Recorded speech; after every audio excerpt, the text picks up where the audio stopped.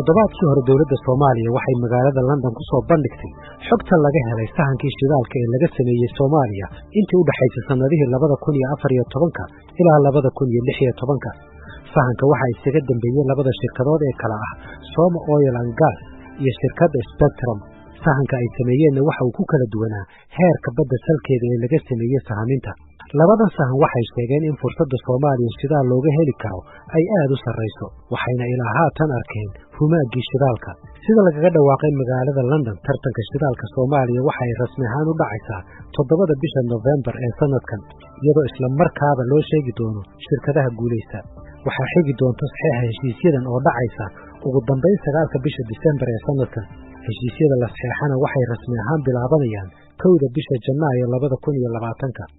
haddaba su'aalaha u baahan isweydiinta ayaa ah maxay dowladda Soomaaliya soo bandhigtay toddobaadkii hore xilligan ma ku habboon tahay in la bixiyo qandaraasyada sahaminta shidaalka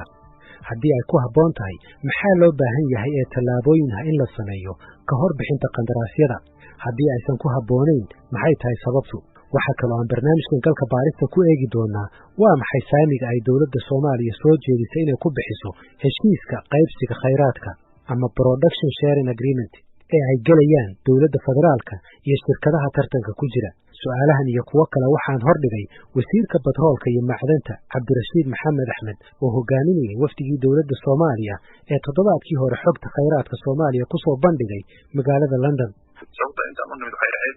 inaan soo bandhigno sahamo laga qaaday badda Soomaaliya sanadkii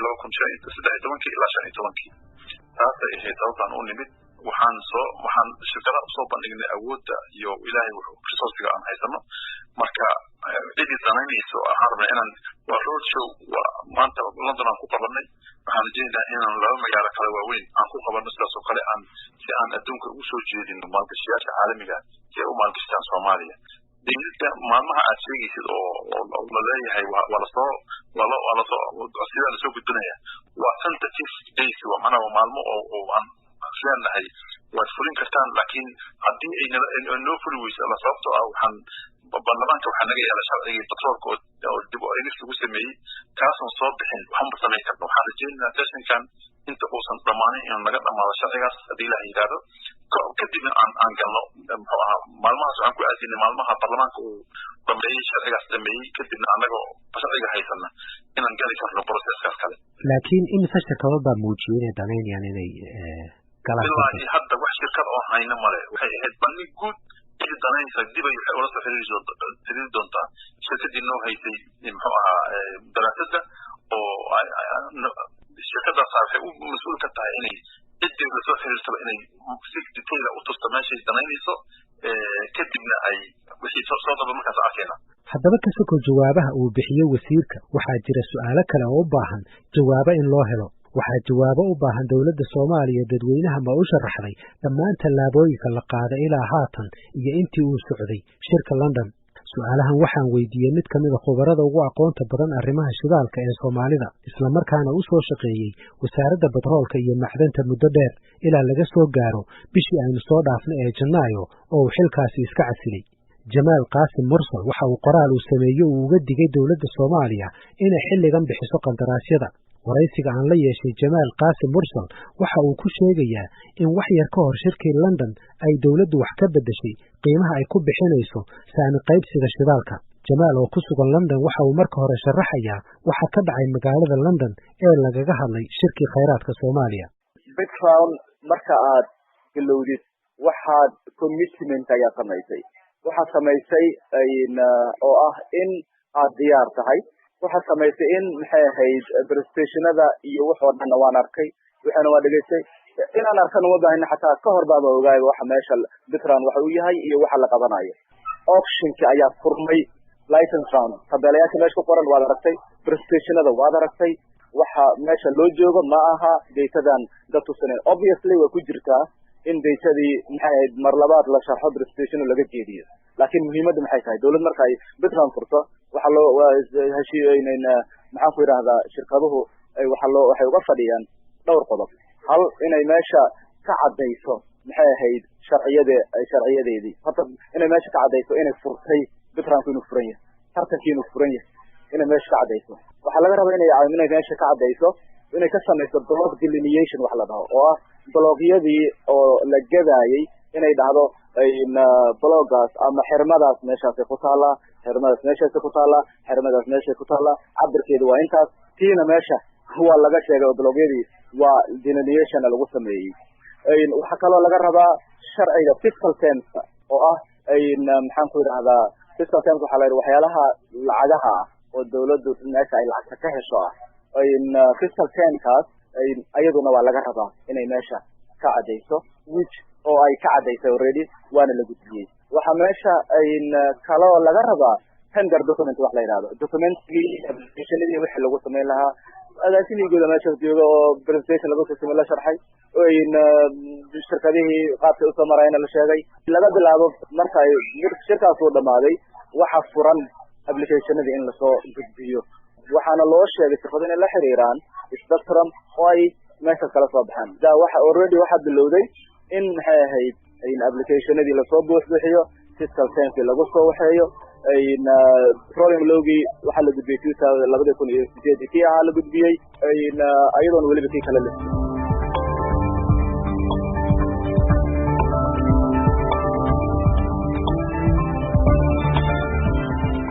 qodob kale oo la isku khilaafsan yahay waxa uu ahaa in Soomaaliya xilligan diyaar u tahay soo saarista shidaalka wasiirka shidaalka iyo macdanta Cabdirashiid Maxamed Axmed waxa uu leeyahay wax dhiba kama taagna arrintaasi shuruucda dhimanna waa la dhameystirayaa kaba soo qaad in sida ay ku hirgaleen oo 1 bisha Janaayo 2020 ay hawshu bilaabanto waxa loo gudbinayaa golaha wasiirada si ay u ansixiyaan golaha wasiirada ka sokow ma kula tahay in loo gudbiyo dad madax banaan oo eega guddi madax banaan oo darso aqoon-yahana ama baarlamaankaba baarlamaanka wuxuu naga yaala dib u eegis sharciga basolka kaasoo aan soo dhamaanin horta cid wax taaban karta male marka koowaad wasaaradda batroolka iyo macdanta iyo hay-adaheeda la aasaasi doono ayaa mas-uuliyadda guud waddanka u qaaday inay hantidan u ilaaliyaan islamarkaana jid saxa ku bixiyaan haddaad leedahay dad madax banaana la keenaya dadka madax banaan aniga ma arko dad madax banaan sabab loo keeno oo wasaaraddii awoodeedii ayaad leedahay cid kale hala siiyo marka wasaaradda awood u leh inay wax bixiso baarlamaankana wuxuu awood u leh inuu kor joogteeyo wax annaga aan samaynin go-aan la gaari doonana ma jirto ilaa sharcigaas soo dhammaado islamarkaana golaha wasiirada ay wada ogolaadaan in contract la saxiixo laakiin golaha wasiirada baarlamaanku ma uga dambeyn inuu ansixiyo heshiisyadan heshiiska baarlamaanka uu ansixin doono waa sharciga heshiiska caalamiga shirkad caalami lala galay ma ahan shirkada caalamiga lala galay waxaa mas-uuliyadiisa qaadaya golaha wasiirada waa gartay haddiiba la dhaqan geliyo xeerkaas sharcigan cusub ee 2017 la qoray oo shidaalka oo bedelaya kii 2008 haddiiba uu baarlamaanku ansixiyo waxaa ku jirta in la sameeyo wakaaladda batroolka inay muddo u baahan tahay marka ma kula tahay sharciguna wuxuu dhigayaa wakaaladda batroolku inay tahay tan xaq u leh inay waan ka gasho diyaariso qandaraasyadan hadda aad idinku hawsheeda haysaan marka intaa ma lagu dhamayn karaa 10 bilood aan ku saxo sharciga horta wuxuu dhisi doonaa laba hay-adood hay-adda waxaa la hay-adda batroolka Soomaaliyeed oo watan xeer nidaaminta xeerarka fuladiisa shirkad kalena waa dhisi doona oo shirkadda batroolka qaranka Soomaaliyeed intaba markii sharciga uu fulo way dhisi karaan wax weyn maaha waan dhisaynaa inta ay dhismayaanna waxaa wasaaradda iyo khubaro kale ayaa si ku meel gaara shaqada usii waday laakiin su-aashu waxay tahay ma horta la dhisa iyaga maxaa loo degdegayaaba intee u degdegaynaa soo taariikh adaan ku weydiinaya macnaa maxaa u sugi laadiin meelaan u degdegayna male waxaan degdegayna male aniga waxaan ku wadaa sharciga aan u gudbinay ku taalla inta hay-adaas dhismayso regulatory boardiga oo regulatory departmentiga wasaaradda iyo khubaro kale ayaa sii wadaya wax aniga aan keenay ma aha waa gartay laakiin maxaa loo sugi waayaba inta la ansixinayo sharcigii baarlamaanka uu ka soo baxayo wakaaladii iyo hay-addii shidaalkan la samaynayo hay-adaha waa dhismi doonaa shaqadaana inaan soo bandhigno waxaan haysano ismadiisana walaalo laakiin xogayihii hore ee joogtay ee wasaaradda batroolka iyo macdanta Jamaal Qaasim Mursal waxa uu qabaa fikrad taasi ka duwan 2017 markii ay xukuumaddu ay awoodda la wareegtay waxa yeelay codsi ah in background la sameeyo laakiin waxa yeelay shaqo aad u dheer oo ay ahayd in la qabto xukuumadda markaas waxay aynayn aad ugu mashquulsaneed howlo kale marka wasaaradda waxaa si cad loogu sheegay in ay howlahaas ay hakiyaan oo xukuumaddu aysan diyaar u ahayn wax discount in lama qaban karo ilaa sharciga batroolka la sameeyo laga ansixinayo ilaa diyaaraan ka noqonayno oo aqoonteena iyo waxa ay heerkii la rabay ka soo gaarayso wax discount lama qaban karo taa anoo xiganayo ayaa haddana oo weliba aan ku dhex jiran waxaan ogahay annaga ka wasaarad ahaan intaasaan joognay 2 sano ugu dambaysay meeshaas oo warkaas nala kugu yiri nala siiyey wax iska kaaya bedelay ma jirto weli meeshaan taagana oo petroleum loogi lama ansixin tax loogi weli diyaar ma aha maxay capacity weli wax iska ma bedelin institutionadii la rabay in la sameeyo weli lama sameynin taa marka darteed ayaa horta waxaysan u noqonaynin in hadda maadaama la yiri hadii loo dhigo waxay ahayd horta diyaar garowgii la rabay oo xukuumadda ku dhawaaqday diyaar u noqoshada inay dhab ahaato oo diyaarka noqono ka bacdi kan oo soo gudbin because hadda meelan ka noqono ma joogno already waa commit garaynay oo maxay ahayd background ya bilowday haddaba wuxuu ku bilowday sharciyo aanan wax hadda la rajaynayo aysan waafaqsanayn sababtoo ah hadda waxa lagu leeyahay sharciga 2008 kaasoo unitary system ku saabsan oo dawladda dhexe ayuu ku salaysnaa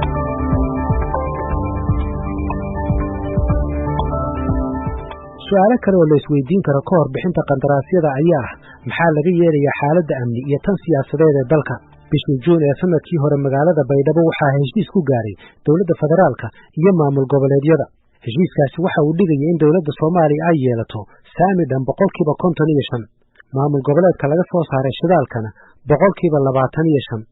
degmada soo saartayna 10% halka degmooyinka aan shidaalka lahayn ay helayaan 10%. haddaba heshiiskan soo dhaweyntiisa waa mid ay ka wada sinaayeen dhinacyada haddii ay tahay dawladda federaalka maamul goboleedyada iyo siyaasiyiinta mucaaradka ahba balse waxaanay isku raacsanayn in xaaladda siyaasadeed iyo amni ee xilligan ay ogolaanayso in qandaraasyo la bixiyo oo lacag laga qaado shirkadaha sahaminta samaynaya iyadoo haddana aanay jirin is-afgarad siyaasadeed oo u dhexeeya dhammaan gobollada iyo dawladda dhexe maxamed mukhtaar ibraahim waa wasiirkii hore ee batroolka Soomaaliya waxa uu xilligan madax ka yahay macadka Steepen oo u taagan Somali Institute of Public Administration and Management anigu waxaan taageersanahay waxay tahay horta Soomaaliya u baahan tahay waxa laga dhaqaaqo waxay tahay Soomaaliya u baahan tahay in dhaqaalaheeda ama kheyraadka ilaa ay ka faa'iideyso taas absolutely 100% waa taageersanahay waxaan marka kale taageersanahay waxay tahay si aan kaga faa'iideysano annaga dhankeena waxba soo jiro dhanka kale waxay jirto shirkadaha caalamka imaanaya waxba jiro mas'uuliyada jiro annaga dhankeena marka in aan siyaasadii aan ku heshino si ay noogu gasho in ayna dadka Soomaaliyeed isku qabsan ama dhibaato ay sameeyaan shuruucdii loo baahnaa ilaan hadda waxaa jirta baarlamaan federaal waxaa jirta baarlamaan state ay leeyihiin inaan marsino hay-adihii naga maqnaa agency naga maqnaa ee hawshan u qaabilsanaa waxaan u soo qaaday amaana hay'adda bay'ada hay'adda nidaamka shidaalka shidaalka Soomaaliyeed أنا وحياته اللي صدبت وها هوشن كمان لها إن الديار أيضا معنا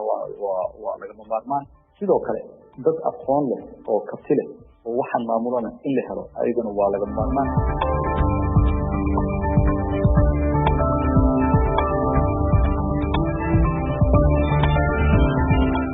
waxa ka soo baxay oo kale shirkii London rasmi ahaan loo ogaaday in shirkadda Spectrum oo haysta xogaha laga aruuriyay shidaalka Soomaaliya ay sidoo kale u xil saaran tahay iibinta xogta shidaalka ee Soomaaliya wasiirka shidaalka Cabdirashiid Maxamed Axmed sidan ayuu u dhigay markii aan weydiiyay inay jiraan shirkado shidaal oo danaynaya shidaalka Soomaaliya kuwaas oo lacag siiyay dawladihii Soomaaliya Somo Oil and Gas hadda koor waxa lagu eedeeyay musuqmaasuq inkastoo haddana dacwooyinkii iyo wixii loo haystay baaritaanka la sameeyay waxba lagu waayay laakiin mid kamid ah qodobada lagu haystay wuxuu ahaa inay lacago siisay wasaaradaha dawladda qaar kamid ah sida tabatroolka lacagahaas oo lagu magacaabay capacity building ama lagu kordhinayo tayada shaqaalaha wasaaradda wax lacaga ah oo shirkado ajaanib ah idinka soo gala ama Somo Oil xilligan ma jiraan Somo Oil lacag malihi wax xawayraatay wax naga dhaxeeya ma jiraan oo aan ahayn in shirkad Soomaali u shaqeysan tahay shirkad kala jirta oo spectrum yiraahdo oo daatada Soomaaliyeed noo haysta markii heshiiskii laga galay wuxuu ahaa inay wixii ay baartay iyo wixii Soomaaliyeed ay baartay ay inay gacanta ku dhigto iibiso market garayso percentage dawladda Soomaaliyeed ay u kala qaataan wax laakiin dhaqaale ah oo soo gala dawladda shirkad shidaal ah ama Soomaaliyeed ama mid kale xilligan si toos ah iyo si dadban midna ma jiro waa la baari karaa waxay wax ka soo dhacaan bangiga Soomaaliya wax wasaaradda batroolka magaceeda ku yaala iyo wax soo gala ma jiraan inta aan joogto ma gelin wasaaradda batroolka adaaba wasiirka ah marka ma jiraan Soomaa wax shirkad shidaal haday jirto oo shidaal siisa Soomaaliya oo lacagta Soomaaliya wada ogaan oo lacag Soomaali si hadda ma jirto way maxaad ka wadaa spectrum baa noo iibinaysa qaybteedana siinaysa waxaan u maleeyay inaad tiri waa la tartansiinaya shirkadaha dhan may spectrum waa shirkadii seismiga samaysay daatada Soomaaliya gacanta ku hayso waa multi-client company waaye ayadana shirkadda inay doo iibiso noo hayso noo kaydiso daatada Soomaaliya intaas lagu lagula galay imisay ku leedahay hadday xogtaa iibisa iyadu saami ahaan spectrum ayada la jeeda waa hadda kama jawaabay waad ogtahay laakiin waa taqaanaa Soomaaliya intay leedahay heshiis ayaa la xidhiidhka waa shaqada dawladda xabiisku yaala heshiis lala galay adduunka ogyahay dabcan waad nala wadaagi kartaa marka inta saamiga dawladdu leedahay inta spectrum leedahay hadda ma sheegay boqolkiiba 50 muu ka badan yahay saamiga spectrum muu ka yahay 3 meelood oo meel muu ka yaryahay mise ka badan yahay su'aashaas intaas waa kee walaalo wuu ka yahay way dhamaatay intaas kugu jira muxuu yahay waxay igu jira dadka Soomaaliyeed inay ogaadaan inta si gaar ah aniga shakhsiyan anaga waxayna sista anaga og waa intaas aan ku sheegay marka boqolkiiba 3 meelood oo meel muu ka yaryahay mise ka badan yahay adiga inta aan ku sheegay u sheeg dadka Soomaaliyeed boqolkiiba 10 ka badan ku leeyihiin hawshaas u sheeg intaas u sheeg dadka Soomaaliyeed hase yeeshee warar aanu ka helnay ila xogogaala waxay sheegayaan in lacagta ka soo xaroota iibka xogta sahanka shidaalka Soomaaliya ay dawladda Soomaaliya leedahay boqolkiiba 75 halka shirkadda Spectrumna ay leedahay boqolkiiba 25 Jamaal Qaasim Mursal xogii hore joogtada wasaaradda batroolka iyo macdanta waxa uu sheegay inuu ka warqabo in shirkadda Spectrum ay lacag soo siin jirtay wasaaradaha batroolka taasi oo soo bilaabantay xilligii dawladda Xasan Sheekh Maxamuud soona socotay ilaa sanadkii u horeeyay ee dawladda xilligan jirta harinow waa sidaas sheegtay horta aniga Soomaaliya waqtigeedii ma joogin inta dadka baaristu socota xataa waa ka maqnaa laakiin su'aasha weydiiso waxaa lagu eedeeyay lacag inay bixinaysay taas ayaa horta dacwada ugu badan ay ahayd lagu haystay oo capacity building kaas taas horta ayadana waa tan inta la baaray la yiri waa waxba laguma helin shirkada kale ma jiraan oo wasaaradda lacag siinaysa way jireen hadda ma jirto way jireen waxay jireen oo waqtigaas Spectrum ayaa wasaaradda lacag oo capacity building siin jirtay oo shaqaalaha expertise markaas joogay ay qaadanayeen marka seismic loo sheegay one of the obligation ay ku jirtay oo in muddo 2 sano capacity ay kabi doonto oo shaqaalaha xilligaasna waa sanadkii expertise waxay ku ekayd August 2017 wixii ka dambeeyay ma jirin lacag kale wasaaradda ayna la siiyay goormayna bilaabatay waxay bilaabatay 2015 marka dawladdii hore ayay bilaabantay tanay ku dhamaatay lacag intee leeg bay waxay ahayd bishii adiga 6 biloodba $450,000 mas-uul si toosa uga warhayay lacagaha ay shirkadda Spectrum siinaysa wasaaradaha batroolka ee Soomaaliya xilliyo kala duwan waxa uu sheegay in lacagtaasi dhan tahay $1,350,000 oo lagu soo shubay bankiga Soomaaliya kadibna wasaaradda maaliyaddu ay ku dartay miisaaniyadda wasaaradda batroolka mas-uulkaasi waxa uu sheegay in lacagahani aysan ahayn kuwa sharci darro ah ayna ansixiyeen guddiga maamulka lacagaha oo ah guddi ka kooban khubaro Soomaaliya ajaanib isugu jirta hase yeeshee waxay abuuri kartaa shaki in shirkad qandaraas kula jirta dawladihii kala dambeeyay ee Soomaaliya ay haddana lacag siiso wasaaradihii batroolka ee kala dambeeyay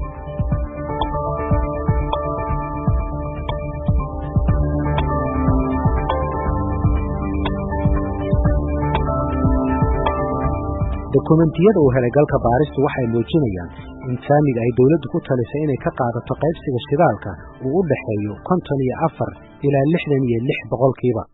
iyadoo ay ku xiran tahay baaxadda ceelka iyo qiimaha shidaalka. galka baarista waxaa loo sheegay in khabiir ajnabi ah oo bishii hore tegay magaalada Muqdisho dawladdana kala taliyay arrimaha qiimaha iyo diyaarinta saamiga uu qoray 27kii bishii Janaayo in saamiga ay Soomaalidu bixinayso uu yahay mid yididiilo leh oo ka jaban saamiga ay qaataan wadamada caalamka qaarkood inkastoo haddana uusan ahayn kan ugu hooseeya marka loo eego wadamada kale. waxaa kale oo qoraalkiisa uu ku sheegay khabiirkaasi in shirkadaha qandaraaska loo saxeexayo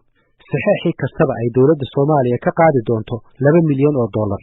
lacagahaas oo la qaadi doono marka uu dhaco saxeexa heshiiska oo ah 9 bisha December ee sanadkan. Jamaal Qaasim Mursal dhibaatada dhacday waxay tahay oo aniga aan ogahay oo cidna kalena ay sii sheegaynin in muddo hal sanad gudaheeda muddo 2 sanad bil ka yar gudaheeda qof ay shakhsi kale la soo hayar gareeyay oo la keenay bis one la dejiyay fiscal termkii oo yiilay oo hore u jiray oo dhan meel la iska dhigay mid cusub la soo saaray midkaas cusubna ka hor intaan dadka la qadin lagu faafiyay wasaakada oo la leeyahay in Soomaaliya hadda waa the most attractive waxay haysataa kan ugu fiican oo ugu hooseeya wadamo badan oo ka hooseeya ay kaalaya waa most attractive marka meesha marka dhibaatada ka jirayso waxay tahay marka wadan anagoo kala ah oo rights uu bixinayo oo laysan uu bixinayo oo fiscalkiisa uu yahay noocaas macnaha waxaan bixinayna we giving away in wax badan oo isteegeena ayaan bixinayna marka labada analysis la isku sameeyo analysis asaga uu sameeyay uu ku sameeyay iyo midkan oo hore u yeelay oo in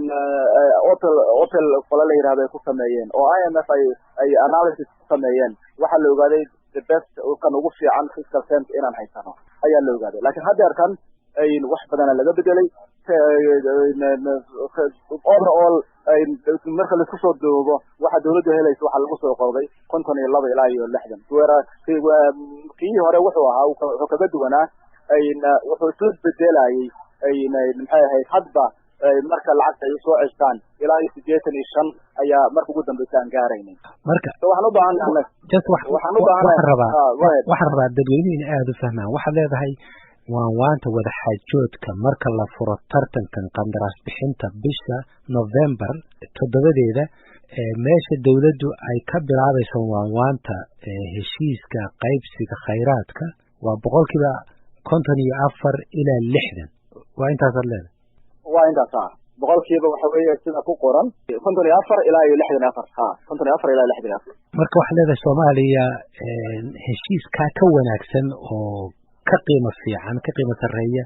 ay heli kartaa ayaa jira waa yeelaba wasiirka markuu xalka la wareegay lagu wareejiyay wuu yeelay kaliya meelsha taxiga ayaa xoogaa wax ka qaldana macna wuxuu rabay in la waafajiyo sharciga taxiga oo aan markaas jirin marka waxay ahayd in lala sugo sharciga taxiga tax lawga sharciga anshuuraha iyo sharciga batroolka in lala sugo markaas bacdi la waafajiyo wixii tax wasaaradda finance ayaa u qaabilsan wasaaradda maaliyadda u qaabilsan la isku raaco ka bacdi taas lagu waxeeyo lagu sameeyo